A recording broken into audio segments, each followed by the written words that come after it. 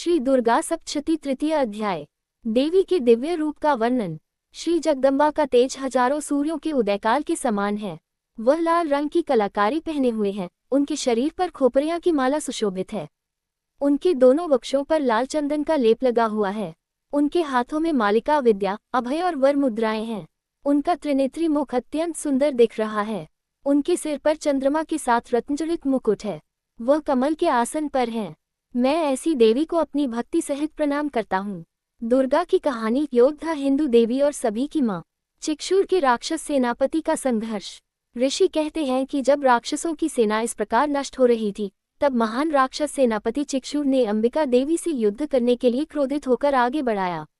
वह देवी पर तीरों की वर्षा इस प्रकार शुरू होती है जैसे बादल गांभीर्यवन पर्वत के सिर पर जल की धारा बह रही हो। देवी ने अपने तीरों के समूह को सरलता से काटा और उसके घोड़े तथा अन्य साथियों को भी मार डाला। धनुर्धर, रथ, घोड़े और तीर को नष्ट करने के बाद वह राक्षस देवी की ओर से तलवारें और ढाल लेकर दौड़ती है। उसने अपने सिर पर तलवारों का प्रहार किया और देवी के बाएं भुजा पर तेज प्रहार किया, लेकिन जैसे ही स्ट्रेंथ टेम्परेसी, वह टूट गया। भद्रा काली का प्रकोप और चिक्षुर का विनाश। चिखुर क्रोध में अपने ओके लाल करते हुए अपने ढीले को हाथ में लेकर देवी के पास पहुंचाते हैं। तब महादैत्य ने भद्रा काली पर आक्रमण किया। भद्रा काली ने अपने दिव्य तेज से चिक्षुर को मारा। देवी के प्रचंड स्वरूप के सामने वह राक्षस टिक न सका। जब चिक्षुर ने अपनी पूरी शक्ति से देवी पर आक्रमण किया, तब देवी ने अपनी शक्ति से उसे धराशायी कर दिया। उनका शरीर, जो उगते सूर्य के समान चमक रहा था, देवी के प्रचंड प्रहार के आगे नष्ट हो गया। देवी के प्रचंड प्रहार से महादैत्य चिक्षुर के अनेकों टुकड़े हो गए और उनका अंत हो गया। उनके जीवन का रहस्य बुझ गया। चिखुर के निधन के बाद महिषासुर का सेनापति चामर, जो देवताओं को सताने वाला था, हाथी पर सवार होकर युद्ध करने आया था। चामर का पराजय और देवी का प्रहार। चामर ने देवी पर अपनी शक्ति से आक्रमण किया, लेकिन देवी ने अपनी दिव्य शक्ति से उसका आक्रमण विफल कर दिया। देवी की शक्ति से उसकी शस्त्र शक्ति धरती पर गिरकर खंडित हो गई। ये देखकर चामर क्रोधित हुआ, परंतु देवी ने उसे भी अपने बाणों से मार गिराया। इसी बीच देवी का सिंह चामर के हाथी के सिर पर कूद पड़ा और पूरी ताकत से उससे युद्ध करने लगा। दोनों के बीच भीषण संग्राम हुआ। अंततः सिंह ने चामर को आकाश में उछाल दिया और गिरने के बाद अपने तेज नखों से उसका सिर धड़ से अलग कर दिया। उदग्र और कराल का संहार। दुर्गा सप्तशती तीसरा अध्याय। देवी ने उदग्र को पत्थरों और वृक्षों से मारकर पराजित कर दिया। कराल भी देवी के प्रहारों से धराशायी हो गया। देवी के गुस्से में भरे प्रहारों से कराल का अंत हुआ। देवी ने गदा के प्रहार से उद्धत्का को कुचल दिया। भिंदीपाल से वाशकल को तथा बाणों से ताम्र और अंधक को मौत के घाट उतार दिया। त्रिनेत्र देवी ने अपने त्रिशूल से उग्रास्य, उग्रवीर्य और महाहनु जैसे राक्षसों का संहार किया। विडाल का सिर तलवार के एक ही प्रहार से काट दिया। दुर्मुख का यमलोक प्रस्थान। देवी के बाणों से दुर्मुख और दुर्धर भी यमलोक भेज दिया गया। अपनी सेना का इस प्रकार विनाश होते देख महिषासुर अत्यंत क्रोधित हुआ और उसने भैंसी का रूप धारण कर देवियों पर आक्रमण करना आरंभ किया।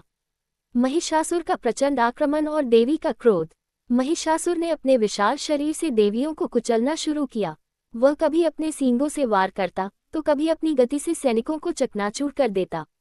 उसके गरजने से कुछ घायल हो गए, कुछ उसकी सांसों की तीव्रता से नष्ट हो गए। इस प्रकार उसने देवी की सेना को बिखेर दिया। राक्षस महिषासुर ने अपनी प्रचंड शक्ति से महादेव के सिंह पर हमला कर दिया। ये देख देवी जगदम्बा अत्यधिक क्रोधित हो उठी। दूसरी ओर महिषासुर अपनी शक्तियों का प्रदर्शन करते हुए पृथ्वी को कंपाने लगा। महिषासुर ने अपनी पूंछ से ऊंचे ऊंचे पर्वतों को उखाड़कर फेंक दिया। उसकी गति से पृथ्वी फटने लगी और समुद्र अपने किनारों को तोड़ने लगा। उसकी सींगों की टक्कर से बादल फटने लगे। तेज हवा के झोंकों से पर्वत गिरने लगे। महिषासुर की इस भयंकर शक्ति को देखकर चंडिका देवी ने उसे मारने का दृढ़ संकल्प लिया। उन्होंने उसे पास जाकर घेर लिया और भयंकर युद्ध शुरू हुआ। राक्षस महिषासुर का स्वरूप परिवर्तन। युद्ध के दौरान महिषासुर ने भैंसे का रूप त्यागकर सिंह का रूप धारण कर लिया। फिर वह राक्षस के रूप में प्रकट हुआ। जैसे ही मां जगदम्बा ने उसका सिर काटने की तैयारी की, वह एक पुरुष के रूप में प्रकट होने लगा। गणों और देवों से परेशान महिषासुर ने अपना रूप फिर से भैंस का बदल लिया और तीनों लोगों को भयभीत करना शुरू कर दिया। इस पर देवी चंडी ने क्रोध में आकर मधुर शहद पीना शुरू कर दिया और अपनी आंखों से लाल होते हुए हंसने लगी। महिषासुर का अत्यधिक विरोध। दुर्गा सप्तशती तीसरा अध्याय। महिषासुर ने देवी चंडी पर सींगों से भारी भरकम पर्वत फेंकने शुरू किए, लेकिन देवी ने अपने बाणों से उन पर्वतों को तोड़ दिया। उनकी आवाज में उग्रता और लालिमा बढ़ रही थी। इसके बाद देवी ने एक घातक छलांग लगाई और महिषासुर को अपने पांव से दबाकर उसकी गर्दन पर अपने बिछुए से प्रहार किया। भले ही देवी ने महिषासुर को उखाड़ फेंका, वह पूरी तरह से नुकसान के लिए तैयार नहीं थी। महिषासुर ने दूसरी तरह से देवी के खिलाफ युद्ध जारी किया, लेकिन देवी ने अपनी पूरी शक्ति और प्रभाव से उन्हें परास्त कर दिया। महिषासुर का वध। अंत में देवी ने अपनी बड़ी तलवारों से महिषासुर का सिर कटा डाला। महिषासुर का सिर कटा हुआ ही उसकी पूरी सेना खंडित हो गई और देवता, देवियां और देवता ऋषि मुनि खुश होकर देवी दुर्गा की पूजा करने लगे। गंधर्वराज ने संगीत की धुनें छेड़ी और अप्सराएं नृत्य किया। इस प्रकार महिषासुर वध की कथा पूरी है, जो देवी महात्म्य के तीसरे अध्याय के अंतर्गत श्री मार्कंडेय पुराण में आती है। जय श्री दुर्गा। दुर्गा सप्तशती तृतीय अध्याय सार। दुर्गा सप्तशती के तीसरे अध्याय में महिषासुर वध की यह कथा हमें सिखाती है कि व्यवहार और अधर्म का अंत निश्चित है। जय माता दी।